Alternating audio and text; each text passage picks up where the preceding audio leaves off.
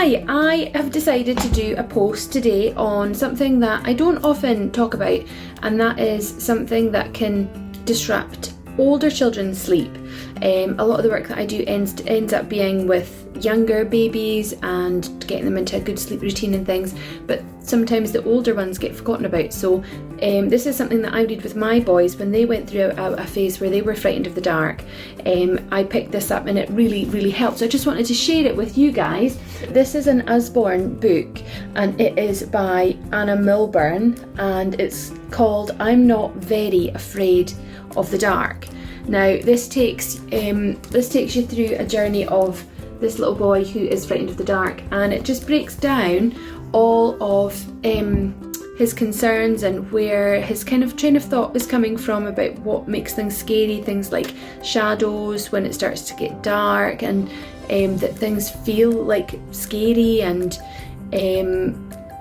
just that change, and just kind of breaks down that thinking and that logic that children might have if they do have a fear of the dark, and if that's impacting their bedtime routine or them being able to settle to sleep.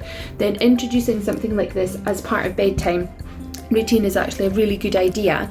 And just be open with them, speak to them about how they feel and what it is that they're frightened of, and you might be able to pinpoint that it's shadows, with a lamp that you're using when they walk past it, or that their room's too dark, and it might be helpful to introduce a nightlight. I usually always recommend having complete darkness in a little one's room, but as children get older, it is completely fine to have a nightlight. My boys both have a nightlight each at the side of their bed because they've started to become quite aware of their room being really dark and they don't like it.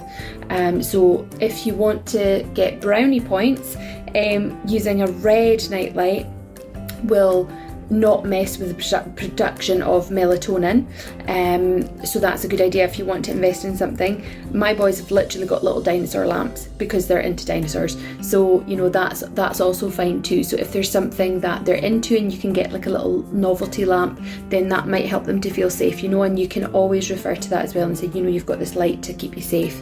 Worry monsters are also something, and I'll post a link for you in the comments too. Always a great investment. Worry monsters are just little soft cuddly teddies that have zippy mouths, so you open their mouth when you go to sleep and they eat all your worries and they keep you safe while you're sleeping, so they can have this little prop that will help to give them that little confidence boost as well.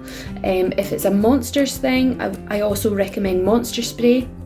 So you just get a little bottle with a sticker on it that says monster spray, and you can put anything you like in it. You can put Zoflora in it, you can put some nice lavender drops, you can just have just water, and you can let your child squish it themselves. Like, so if they're scared of things under the bed or the darkness, when the door shuts, then they can just squish it at the door, or you can do it for them when they get into bed to say, that's your room safe, and no matter how dark it is, you're totally safe, you're fine. So just thinking about anything that you can do to help your child to feel safe and settled and comfortable, and just responding to and acknowledging what they're telling you if they are frightened. It's always really important to listen, to take the time and to listen, and to try and get to the bottom of it and to make them feel heard, so that if they do have anything kind of sitting on their shoulders about, I don't like going to bed because I'm frightened it's too dark, then they'll be, allow them the opportunity to open up to you and to explain that, so that you can help them to try and work through it and resolve it and put things in place to help them to be more settled, so that bedtime and sleep are both much more manageable for them and for you as well. So I hope that's been helpful, and I will post some links in the comments for you as well. And if you do have any older children that you're having concerns with in terms of their sleep, or if you want to ask any questions, fire some questions in the comments for me, or feel free to get in touch anytime. I'm always happy to listen. Thanks for watching.